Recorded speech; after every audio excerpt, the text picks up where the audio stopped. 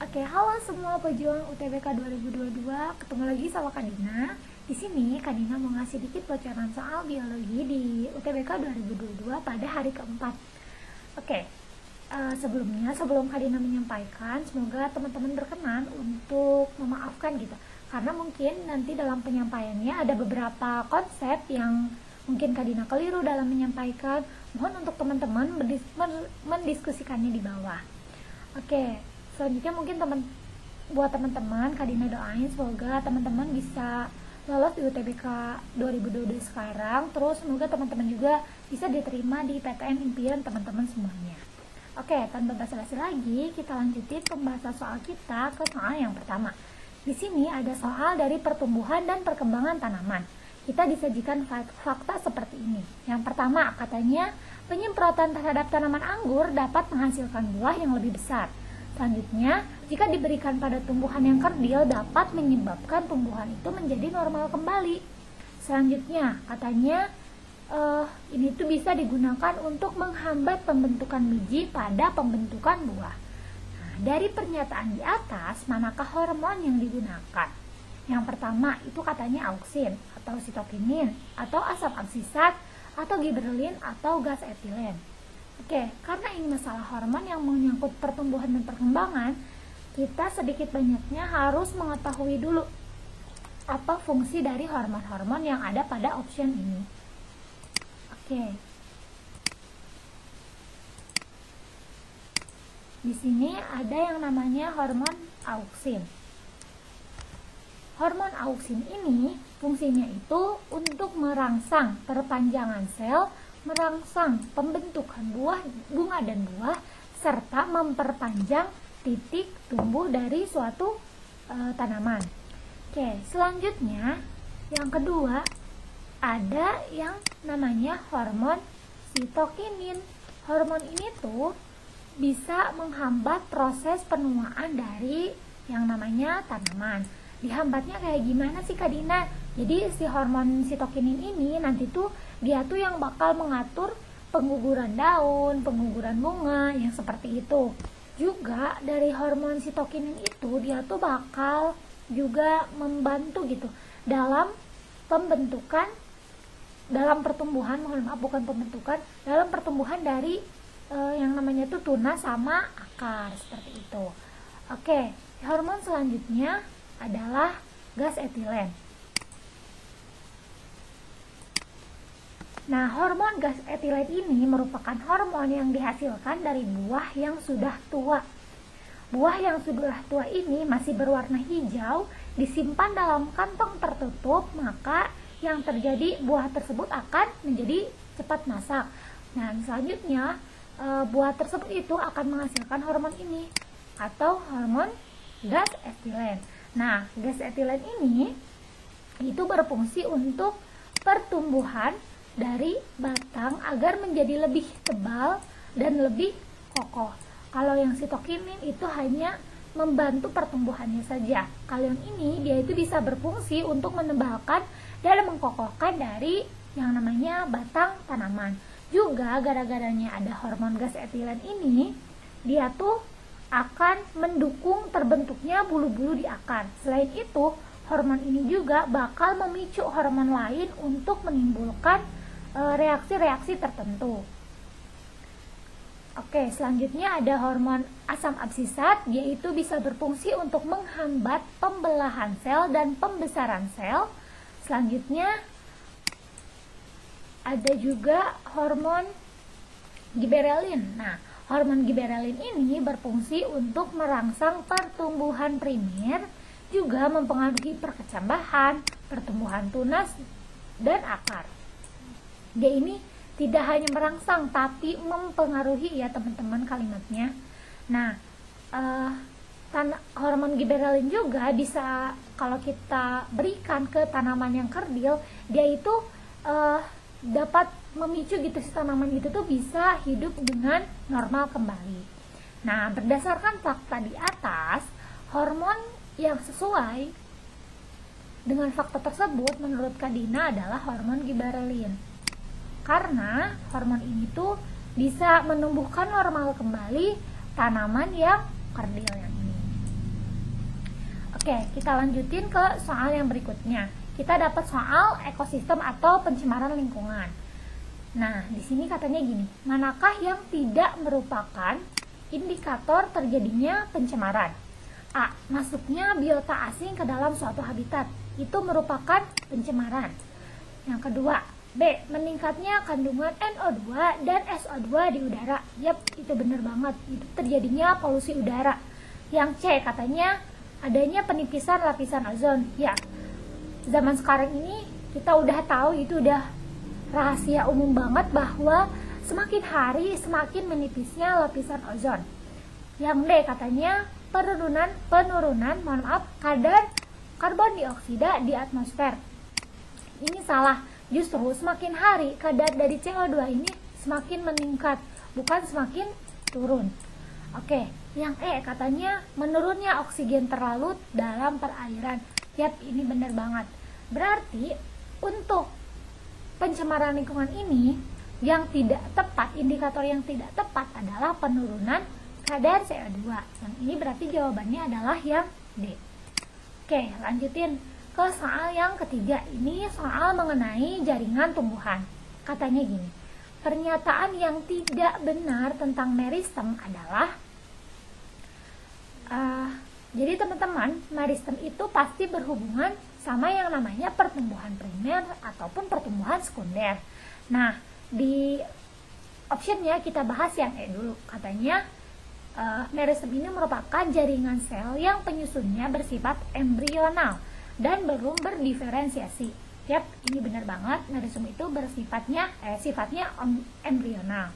Nah, yang D, kambium pembuluh dan kambium gabus merupakan jaringan meristem. Ini juga betul, karena di sini Kak Dina memaparkan yang berhubungan dengan meristem. Jadi meristem ini kan tadi yang seperti Kak Dina sampaikan berhubungan dengan pertumbuhan primer sama yang namanya pertumbuhan sekunder. Nah, kalau pertumbuhan primer yang ada di meristem itu ditandai dengan bertambahnya jumlah daun, bertambahnya panjang akar atau batang. Yang pertambahan ini tuh disebabkan sama yang namanya aktivitas mitosis pada meristem apikal. Teman-teman udah tahu kan, meristem itu ada 3, meristem apikal, meristem lateral, sama meristem interkalar. Nah, terus pada tumbuhan rumput-rumputan juga ternyata terdapat meristem interkalar, meskipun si batangnya tuh sangat mini sekali gitu ya teman-teman. Dan meristem ini berasal dari jaringan yang embrional. Berarti ini benar ya yang tadi. Oke. Hubungan meristem dengan pertumbuhan sekunder adalah pertumbuhan yaitu ditandai dengan perubahan ukuran atau diameter dari akar ataupun batang. Nah, ini tuh kenapa bisa ada perubahan diameter atau ukuran itu karena disebabkan sama yang namanya meristem lateral. Karena di meristem lateral ini ada yang namanya kambium. Nah, di sini kan kambium pembuluh sama kambium gabus ini adanya di meristem lateral. Adanya di letak dari meristem lateral ini ada di batang sama ada di akar kayak gitu. Oke, yang C katanya meristem primer ini terbentuk sejak masa embrio. Ya, ini benar banget. Terus yang B katanya meristem interkalar terdapat pada pangkal luas batang rumput. Yap, ini benar. Terus yang A katanya meristem apex itu berfungsi untuk menambah diameter tumbuhan. Meristem apex, teman-teman, seperti yang Kak Dina sampaikan, meristem itu cuman ada 3. Cuman ada meristem lateral, meristem interkalar, sama meristem apikal. Jadi meristem itu cuma 3, gak ada yang namanya meristem apex. Dari namanya saja ini sudah salah. Berarti yang tidak tepat pada soal ini adalah option yang A. Oke, kita lanjutin ke soal yang keempat tentang sistem peredaran darah.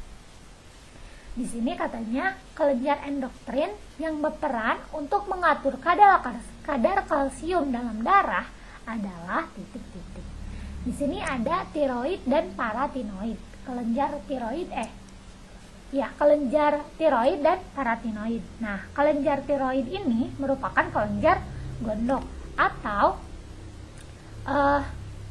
kelenjar yang menghasilkan hormon kalsitonin dan paratinoid. Hormon kalsitonin. Nah, kalau kelenjar paratinoid ini merupakan kelenjar yang menghasilkan hormon paraton. Nah, kalau yang kelenjar korteks adrenal, kelenjar korteks adrenal ataupun medula adrenal ini tuh merupakan kelenjar suprarenalis atau kelenjar dari anak ginjal. Dia tuh letaknya ada di kutub atas ginjal. Nah, selanjutnya ada kelenjar dari ini, pankreas. Nah, kelenjar pankreas ini merupakan pulau-pulau Langerhans. Dia tuh adanya di bawah lambung. Nah, untuk mengatur kadar kalsium itu adanya di kelenjar tiroid sama kelenjar paratinoid. Kenapa ada di sini? Karena kelenjar inilah yang menghasilkan kalsitonin sama hormon paraton. Jadi jawaban yang tepat untuk soal yang ini adalah yang A. Oke, kita lanjutin ke soal yang kelima. Di sini ada tentang metabolisme yang umum sekali, yaitu tentang siklus Krebs. Gini katanya. Peristiwa berikut yang tidak termasuk ke dalam siklus Krebs adalah, oke teman-teman, kita harus mensamakan dulu persepsi kita. Oke, yang pertama di sini siklus Krebs itu terkenal sebagai siklus asam sitrat dan siklus asam trikarbosilat. Oke. Terus di sini juga Kak Dina menyajikan siklusnya, karena kalau Kak Dina gambar siklusnya itu tidak mungkin. Oke, langsung aja ke yang pertama, ke opsi yang A. Katanya siklus Krebs itu merupakan oksidasi dari asetil KOA. Apakah betul? Ya, betul sekali. Oke, yang B katanya siklus Krebs itu merupakan siklus asam trikarbosilat. Ini juga betul. Yang C katanya siklus Krebs ini menghasilkan 2 ATP. Yap, ini benar banget, siklus Krebs itu cuma menghasilkan 2 ATP. Yang menghasilkan banyak ATP adalah dari rantai transport elektron. Di rantai transport elektron ini menghasilkan 34 ATP. Oke, yang D katanya siklus Krebs ini merupakan proses dari beta oksidasi. Ini tidak tepat. Siklus Krebs sama proses beta oksidasi ini dia itu bertautan saja, tapi beda definisi gitu. Seperti itu yang Kak Dina pahami. Atau kurang lebihnya seperti ini nih. Jadi awalnya tuh ada yang namanya asam lemak. Asam lemak ini melalui yang namanya proses beta oksidasi. Nah, nantinya akan menghasilkan asetil KOA. Oke, setelah itu akan terjadi yang namanya siklus Krebs seperti itu. Jadi siklus Krebs ini bukan proses beta oksidasi, tapi beda lagi gitu. Nah, proses siklus Krebs ini merupakan memakai hasil dari yang namanya proses dari beta oksidasi itu ya teman-teman. Oke, selanjutnya siklus Krebs ini memerlukan yang namanya enzim dehidrogenase. Yap, ini benar banget, dalam pembentukan asetil KOA memerlukan enzim dehidrogenase. Terus di sini juga memerlukan enzim dehidrogenase, di sini juga kalau tidak salah memerlukan enzim dehidrogenase. Oke. Berarti pernyataan yang tidak tepat pada soal ini terletak pada option yang D. Iya, kemarin Kak Dina sempat baca kolom komentar, katanya, "Duh, jawabannya banyak yang D ya." Di sini Kak Dina sedikit meluruskan ya teman-teman.